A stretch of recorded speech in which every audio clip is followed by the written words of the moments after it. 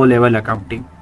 So in this class we will discuss from the scratch of the accounting, then why we learn accounting, what's the purpose of accounting. So this is the first class of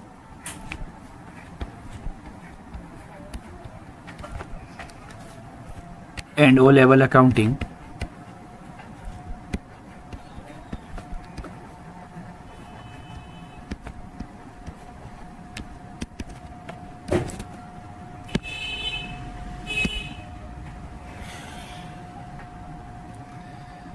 सबसे पहले हम ये देखेंगे कि हम accounting पढ़ते क्यों हैं, ठीक है, अकाउंटिंग की ज़रूरत पड़ी क्यों हम अकाउंटिंग पढ़ रहे हैं और ये सारे मामलात क्यों हुए. Why we learn accounting? The question is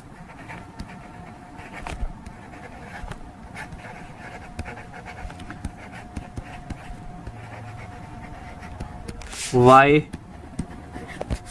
we learn accounting. हम अकाउंटिंग क्यों सीखते हैं, हमें अकाउंटिंग को सीखने की क्यों जरूरत पड़ी. अकाउंटिंग में फॉर एग्जांपल जो बिजनेस ओनर होता है वो नॉर्मली अपना बिजनेस चला रहा होता है. एक बिजनेस ओनर है, a business owner is running his business, उसका भी बिजनेस है मान लो.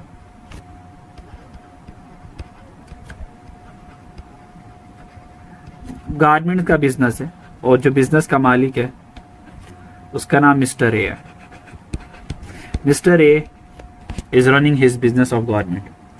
मिस्टर ए को क्या हुआ, मिस्टर ने सोचा कि अपने बिजनेस की ग्रोथ के लिए मैं वर्ल्ड वाइड टूर पे जाता हूँ, लोगों से मिलता हूँ और लोगों को अपने बिजनेस के बारे में बताता हूँ और मैं आज के बाद अपने गारमेंट्स जो हैं वो एक्सपोर्ट भी किया करूँगा to other countries. For the purpose of growth of his business, Mr. A decided to visit worldwide and meet the different customers and sell its product to the different countries. So Mr. A ने क्या किया, एक world tour plan किया और different countries में जाने का उसने प्लान बनाया. फॉर एग्जांपल डिफरेंट कंट्रीज में उसने फॉर एग्जांपल सऊदी अरेबिया का प्लान किया, यूएई का कर लिया, कतर का कर लिया, यूके का कर लिया, कनाडा का कर लिया. अब क्वेश्चन ये अराइज हुआ, जब मिस्टर ए वर्ल्ड टूर पे जाएगा तो पीछे अब मिस्टर ए का जो ये बिजनेस होगा, who will look after the business. So mister A hand over his business to the some management. Mister A अपना बिजनेस किसी मैनेजमेंट के हवाले करके जाएगा. मैनेजमेंट को कहेगा कि आपने मेरी गैर मौजूदगी में मेरे बिजनेस को लुक आफ्टर करना है. तो मिस्टर ए ने क्या किया, जब कनाडा, यूएसए या यूएई में जाने का प्रोग्राम बनाया अपनी बिजनेस की ग्रोथ के लिए, डेवलपमेंट के लिए, तो मिस्टर ए ने क्या किया, उसने कहा मेरी एब्सेंस में जो मेरे बिजनेस को लुक आफ्टर करेगा वो मैनेजमेंट करेगी. The management will look after my business in my absence, during my absence. तो मैनेजमेंट ने क्या किया, मिस्टर ए की एब्सेंस में सारा बिजनेस को संभाला. अब मैनेजमेंट का जो बड़ा होगा वो मैनेजर होगा. अब मैनेजर ने क्या किया, सारे के सारे डिसीजन मेकिंग खुद की, बिजनेस की सेल की, परचेज की, एक्सपेंसेस की है मिस्टर ए की मौजूदगी में. तो मिस्टर ए तो इस वक्त यहाँ पर पहुंचा हुआ है वर्ल्ड टूर के ऊपर, वहां पर लोगों से मिल रहा है और बिजनेस डेवलपमेंट के बारे में फिक्रमंद है. अब हुआ ये, When Mr. A returned back after 6 months, तो मिस्टर ए ने मैनेजर से कहा, मैनेजर बताओ मेरी गैर मौजूदगी में क्या होता रहा. तो मैनेजर ने क्या किया, orally verbally describe the all business transaction. उसने क्या किया, वर्बली ओरली सारा कुछ मिस्टर ए को बताना शुरू कर दिया. तो मिस्टर ए ने कहा भाई नहीं, मुझे वर्बली नहीं चाहिए, मुझे ओरली नहीं चाहिए. I need a written evidence, I need a documents. मुझे तो डॉक्यूमेंट्स चाहिए, मुझे तो क्या चाहिए, डॉक्यूमेंट्स चाहिए. डॉक्यूमेंट्स मुझे दिखाओ, तुमने कहाँ कहाँ खर्चे किए, किस किस को चीज़ें बेची और क्या क्या बिजनेस की परचेजेस की और परचेजेस कहाँ कहाँ पर इस्तेमाल है, मुझे तो डॉक्यूमेंट्स चाहिए. तो मैनेजर ने कहा वो तो डॉक्यूमेंट्स मैंने बनाई नहीं. अब अगर मिस्टर ए डॉक्यूमेंट्स की डिमांड नहीं करेगा तो मोस्ट प्रोबेबल हो सकता है मैनेजर जो है वो बिजनेस में से कुछ ना कुछ ट्रू एंड फेयर व्यू के साथ ना चले, कुछ अनफेयर पॉलिसी इख्तियार कर लें और जो ट्रू पिक्चर है वो ऑनर को ना दिखाएं। तो दैट्स ऑनर ने कहा ये तो दोबारा मैं जब 6 महीने के दोबारा टूर पे जाऊंगा तो ये जो पीछे जो मेरी टीम है, मैनेजमेंट जो है, तो मेरा बिजनेस का बेड़ा गर्क कर देगी। ठीक है, ये क्या कर रही है क्या नहीं कर रही तो मुझे कैसे पता चलेगा। तो उसके बाद मिस्टर ए ने मैनेजर को कहा आज के बाद मैं बिजनेस में मौजूद हूं या ना हूं, you have to record every transaction of a business, every income and every expense of a business. तो मैं मिस्टर ए ने मैनेजर को इंस्ट्रक्शन दी to record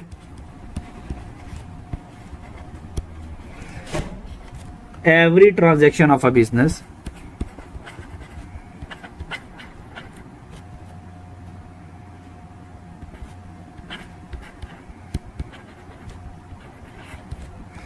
to record every transaction of a business, you have to record every income and expense of a business। तो manager ने कहा ठीक है सर, हम सारी के सारी इनकम और एक्सपेंस को क्या करेंगे आज के बाद रिकॉर्ड करना शुरू कर देंगे। असल में ये जो रिकॉर्डिंग ऑफ इनकम और एक्सपेंस है यही इन जनरल टर्म में हमारी अकाउंटिंग है। Accounting is nothing but to record the business information in a particular format। तो ये हमारी अकाउंटिंग होती है। इस वजह से हमें अकाउंटिंग पढ़ने की जरूरत पड़ रही है क्योंकि जो ऑनर है वो मैनेजमेंट के ऊपर, वो मैनेजर के ऊपर रिलाई नहीं कर रहा, उसको डॉक्यूमेंट्स चाहिए। तो for the sake of making documents तो हमने क्या किया, अकाउंटिंग पढ़ना स्टार्ट कर दी।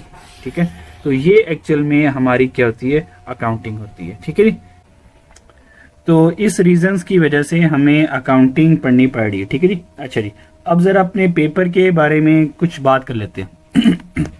हमारे पास 2 पेपर होंगे यहाँ पे, एक पेपर 1 होगा और दूसरा हमारे पास पेपर 2 होगा।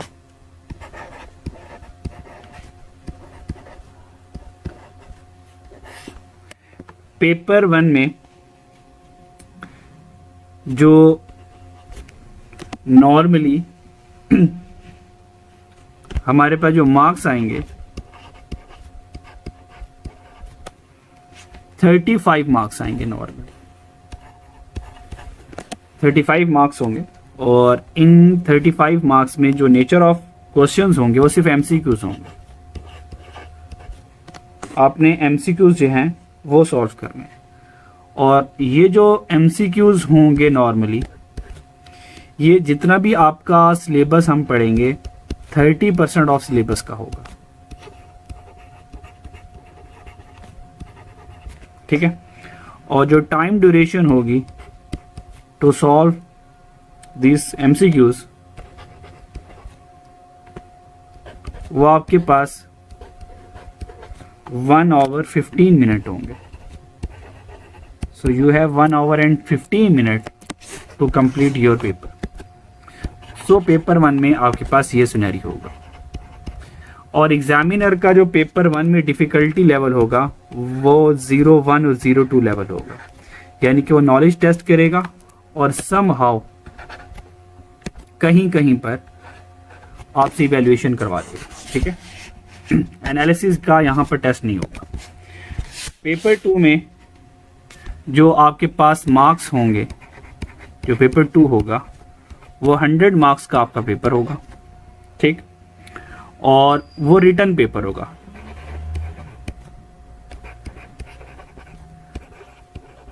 रिटन पेपर होगा और उसमें आपको न्यूमेरिकल बेस्ड क्वेश्चंस आएंगे, सिनेरियो बेसिस क्वेश्चन आएंगे, तो आपने फॉर्मेट बनाकर उसको कंप्लीट सॉल्व करना है। तो ये रिटन पेपर होगा। ठीक है, और इस पेपर को सॉल्व करने के लिए यहाँ पे हमें फॉर्मेट बनाकर सॉल्व करना पड़ेगा। और जो टाइम ड्यूरेशन होगी to complete this paper that is the 1 hour and 45 minutes। So we have 1 hour and 45 minutes to complete paper 2। ठीक, और आगे तो आपको पता ही है जो ग्रेड्स आपको मिलेंगे वो A* से लेके E ग्रेडिंग तक आप लोग जा रहे होते हैं। ठीक है, तो ये हमारे पास कुछ पेपर पैटर्न के ऊपर डिस्कशन थी।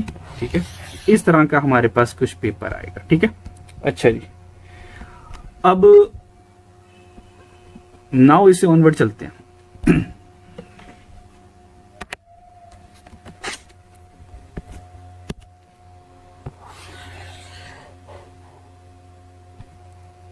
इससे ऑनवर्ड क्या, अब इससे ऑनवर्ड हम अपना बस कोर्स स्टार्ट करने लगे, ठीक है जी।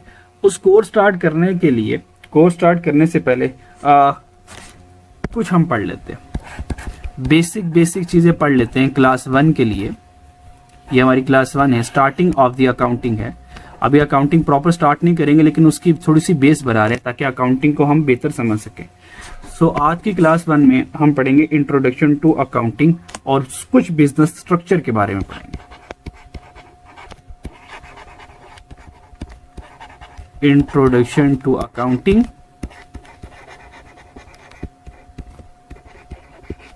अकाउंटिंग का इंट्रोडक्शन करेंगे। सो अकाउंटिंग की इंट्रोडक्शन में, क्योंकि हमने अकाउंटिंग सीखनी है, तो सबसे पहले अकाउंटिंग को सीखने के लिए हमें ये देखना है कि अकाउंटिंग हमें करनी किसकी है, अकाउंटिंग हमें करनी किसकी है। देखें, हमारे अकाउंटिंग की दुनिया में 2 करैक्टर होंगे, नॉर्मली होते 3 हैं, लेकिन अभी फिलहाल मैं 2 की बात करूं। एक ओनर होगा और एक ओनर ये बिजनेस चला रहा होगा। ये ओनर ऑफ अ बिजनेस है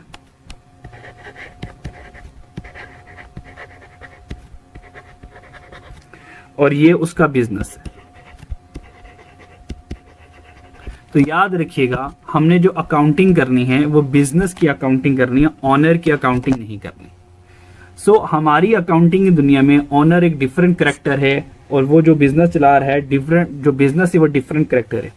सो जो हमने अकाउंटिंग करनी है ना, असल में वो सारी की सारी बिजनेस की अकाउंटिंग करनी है कि बिजनेस में क्या आ रहा है, क्या जा रहा है, सब कुछ हमने रिकॉर्ड करना है अकाउंटिंग में। जब हमने अकाउंटिंग करनी ही बिजनेस की है, तो क्या ख्याल है, हमें बिजनेस के बारे में जान नहीं लेना चाहिए कि बिजनेस क्या होता है। हमें बिजनेस के बारे में जानना चाहिए कि बिजनेस क्या होता है।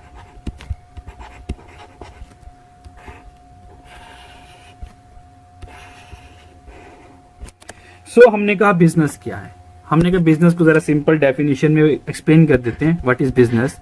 हमने कहा a group of people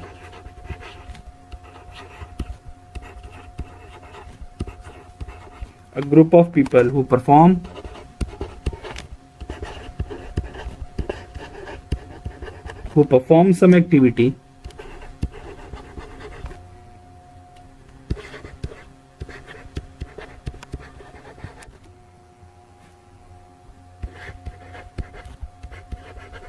for the purpose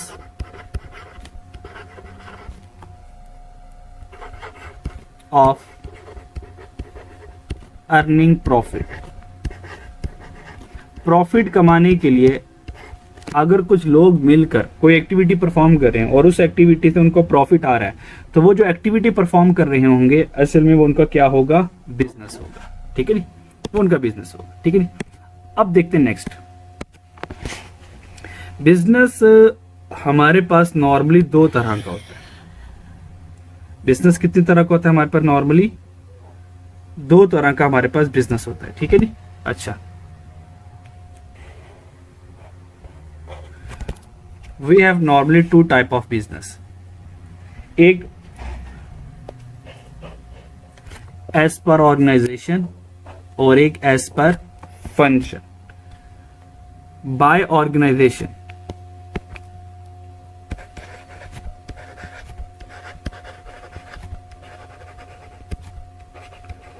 bye organisation का मतलब ये, who will organise business, who will run the business, who will manage the business.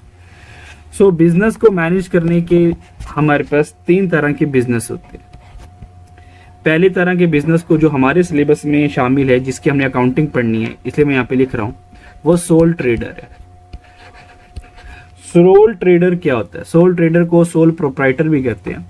Soul trader का मतलब है only 1 person managing the business. Soul trader में 1 person involve होगा। Only one person managing the business. अगर एक person अकेला business सारा संभाल रहा है, हम कहेंगे ये सोल ट्रेडर या सोल प्रोप्राइटर बिजनेस है। सेकंड तरह का हमारे पास जो बिजनेस की टाइप हमारे सिलेबस में है, that is the partnership business. Partnership business, ये पार्टनरशिप बिजनेस क्या है? पार्टनरशिप बिजनेस ये है, अगर कम से कम दो लोग, दो या दो से ज्यादा लोग मिलकर कोई एक्टिविटी परफॉर्म कर रहे हैं और वो प्रॉफिट कमा रहे हैं, तो वो पार्टनरशिप बिजनेस कहलाता है। लॉ डिफाइन तो नहीं करता मैक्सिमम नंबर ऑफ पार्टनर, लेकिन कुछ किताबों में 20 फिगर लिखी हुई है कि अगर 2 से लेकर 20 तक पार्टनर्स हों तो हम उसको पार्टनरशिप की कैटेगरी में फॉल करवा सकते हैं। तो पार्टनरशिप बिजनेस में 2 होंगे या 2 से ज़्यादा लोग होंगे, वो मिलकर बिजनेस करेंगे और जो प्रॉफिट कमाएंगे वो पार्टनरशिप बिजनेस कहलाएगा।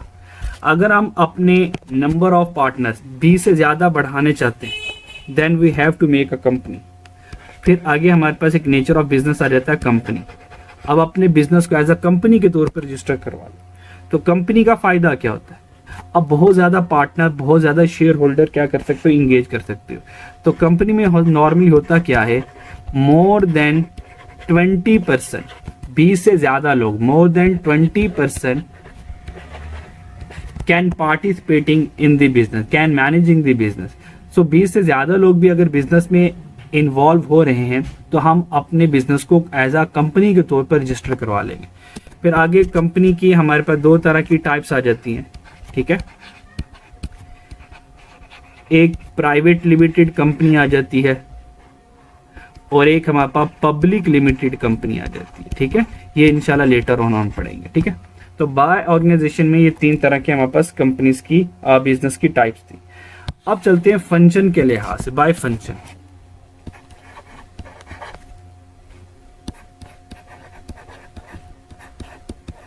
अगर फंक्शन की बात करें तो फंक्शन के लिहाज से बिजनेस जो है वो 3 तरह का है। Number one is called trading business.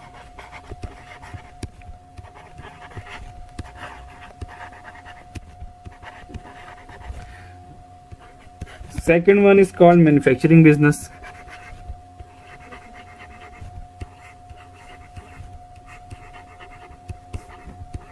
Manufacturing business के बाद हमारे पास आ जाता है सर्विस सेक्टर। ये नॉर्मली बाय फंक्शन के लिहाज से 3 तरह के बिजनेस हैं। सर्विस बिजनेस, बस बहुत डिटेल में नहीं जाते, बस थोड़ा थोड़ा सा बताया। तो ट्रेडिंग बिजनेस क्या करता है? ट्रेडिंग बिजनेस का फंक्शन क्या आता है? ये क्या करता है? Just buy the thing and sell the things. Buy and sell, ये चीजें खरीद के बेचता है, ठीक है। मिसाल के तौर पर एग्जाम्पल, जैसे कि हमारे पास मोबाइल शॉप आ गई, फॉर एग्जाम्पल मोबाइल शॉप। अब ये जो मोबाइल शॉप वाले मोबाइल बेच रहे होंगे, अब इन्होंने लाजमी बात है खुद तो बनाया नहीं होगा, इन्होंने क्या किया होगा, मोबाइल खरीदा होगा और आगे कस्टमर को बेचा होगा, ठीक है नी। इसी तरह जितने भी हमारे पास सुपर मार्ट है, कोई जनरल स्टोर है, कारफोर हो गया, ठीक है, और दुबई मॉल हो गया, ठीक है। अब ये सारे के सारे वहां पर क्या करते हैं, चीजें खरीदते हैं और आके बेचते हैं। ये हमारे पास नॉर्मली ट्रेडिंग बिजनेस होता है, ठीक है। मैन्युफैक्चरिंग बिजनेस वाले क्या करते हैं, वो मैन्युफैक्चर करके बेचते हैं। वो क्या करते हैं, मैन्युफैक्चर, पहले खुद प्रोडक्ट बनाते हैं, मैन्युफैक्चर, और उसके बाद सेल करते हैं। वो ट्रेडिंग वाले बाय करके सेल करते हैं, जाके मैन्युफैक्चरिंग वाले मैन्युफैक्चर करके सेल करते हैं। और मैन्युफैक्चर करने के लिए ऑब्वियस बात है वो क्या करते हैं, इनपुट उनके पास होता है, इनपुट को प्रोसेस करते हैं। इनपुट को क्या करते हैं, प्रोसेस करते हैं। और प्रोसेस क्या करते हैं, फैक्ट्री में प्रोसेस करते हैं, और फिर हमारे पास आउटपुट बन जाती है। मिसाल के तौर पर फैक्ट्री में हमने रॉ क्लॉथ लिया, रॉ क्लॉथ को फैक्ट्री में प्रोसेस किया और आउटपुट में मेरे पास शर्ट बन गई, लाइक अ गारमेंट फैक्ट्री। वो क्लॉथ को प्रोसेस करके शर्ट पे कन्वर्ट करके शर्ट बेचते। तो मैन्युफैक्चरिंग बिजनेस क्या करता है, चीजें मैन्युफैक्चर करके बेचता है। फॉर एग्जाम्पल के तौर पर हमारे पास जो नेस्ले की प्रोडक्ट्स है, अब नेस्ले वाले क्या करते हैं, चीजें बनाकर बेचते हैं, और सुजुकी और इस तरह होंडा वाले ये गाड़ियां खुद बनाकर बेचते हैं, ठीक है जी। और same with the case restaurants वाले, ठीक है, रेस्टोरेंट्स वाले क्या करते हैं, ये खाना बनाते हैं फिर बेचते हैं। तो ये हमारे पास मैन्युफैक्चरिंग बिजनेस होता है। और सर्विस सेक्टर तो सबसे आसान है। Service sector just providing services,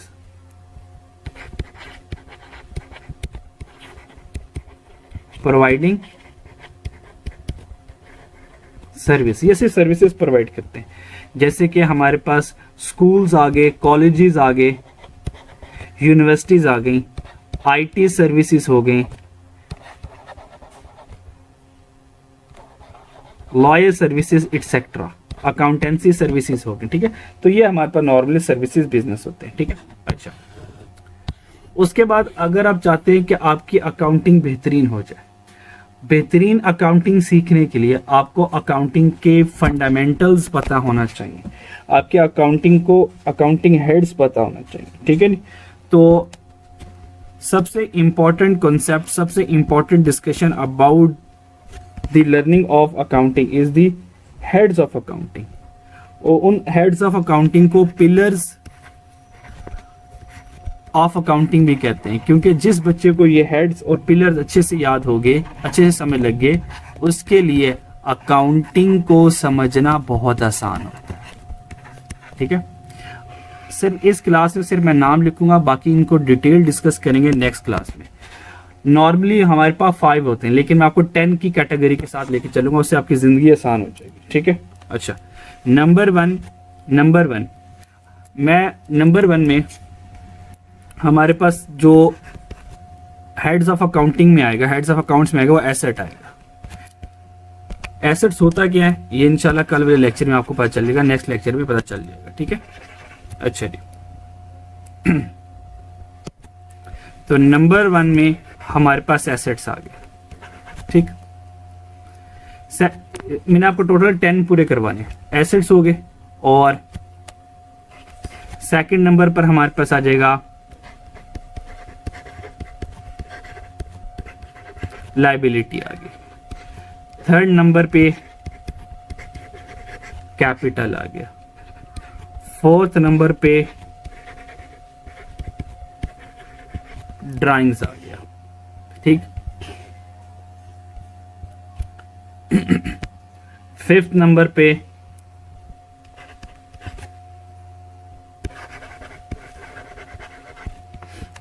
income आ गई। सिक्स नंबर पे एक्सपेंस आ गया। 7 पे हमारे पास सेल आ गया। 8 पे सेल रिटर्न आ गया। 9 पे परचेज आ गया। और लास्ट पे, तरतीब मैटर नहीं करती, तरतीब चेंज हो सकती है, हो सकता है परचेजेस पहले सेल को बाद देख ले, कोई मसला नहीं है इसमें। लास्ट में हमारे पास परचेज रिटर्न आ गया, ठीक है। ये टोटल हमारे पास 10 अकाउंटिंग हेड्स हैं, ये पिलर्स ऑफ अकाउंट्स हैं।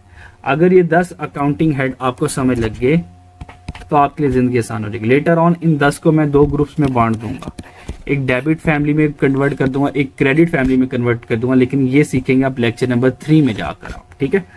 तो बस आज के लिए इतना काफ़ी है, ठीक है। तो आपने इसको समझ लेना है। सो स्टूडेंट, आप लोगों ने क्या करना है, इन 10 अकाउंटिंग हेड्स को इस क्लास में, फर्स्ट क्लास है तो ज़्यादा बर्डन नहीं है, ठीक है जी। तो आपने क्या करना है, इन 10 के 10 अकाउंटिंग हेड्स को, पिलर्स को आपने क्या करना है, अच्छे से याद कर लेना।